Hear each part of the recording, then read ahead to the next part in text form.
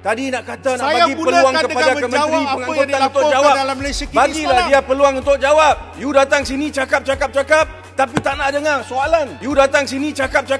You datang sini cakap, tapi tak nak dengar soalan. Kalau betul-betul jantan, let him ask you questions.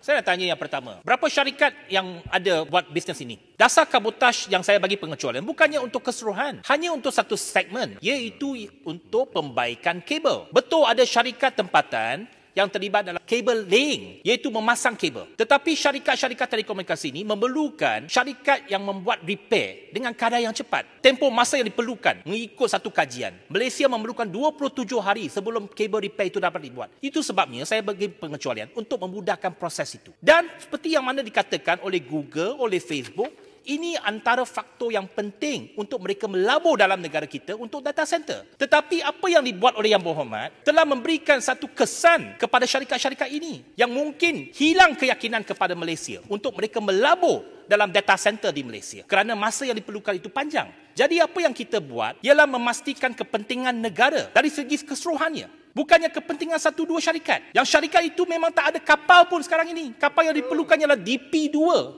Untuk makluman Yang Berhormat, DP2. Yang Berhormat, boleh saya jawab? Jawablah.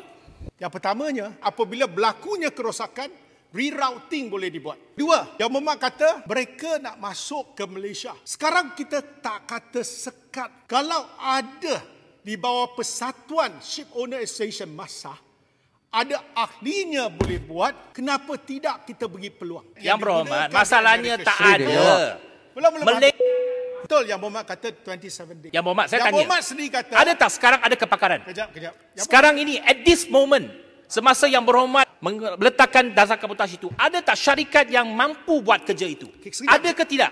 Ada. You are lying. Kedua, apa yang diperlukan ialah kepakaran, technical know-how. Bukan jenis kapal. Yang Berhormat Menteri, kita ambil masalah ini dari sudut aduan yang dibawa. Aduan yang dibawa adalah bila ada kerosakan, maka kerja pembaik pulihan mengambil 27 hari. Itu dengan sendirinya menunjukkan bahawa kita tidak mempunyai kepakaran yang mencukupi untuk menyelesaikan masalah itu. This is one of the problems that we have. Yang Berhormat Menteri seolah-olahnya tidak tahu bahawa apabila kita buat perundingan dengan syarikat-syarikat yang besar ni, Facebook dan sebagainya, satu dari perkara yang mereka menuntut atau minta untuk kita pastikan bahawa masalah ini diselesaikan supaya mereka boleh buat pelaburan dalam negara ini. Selepas mereka buat pelaburan, kita reverse pula polisi tersebut. And Yang Berhormat Menteri, kalau Yang Berhormat Menteri fikir bahawa rerouting it is a solution to the problem, I think Yang Berhormat Menteri, you don't understand the problem at all.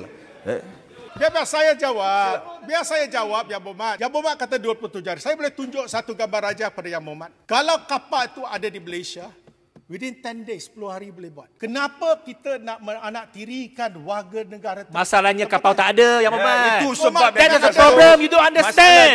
Tanya pemain industri. Tanya pemain industri. Kalau ada orang lokal, dia boleh buat, tak ada masalah. Don't understand the problem. Pada hari ini, Yang Berhormat kena faham. Even with cabotage, that can be done.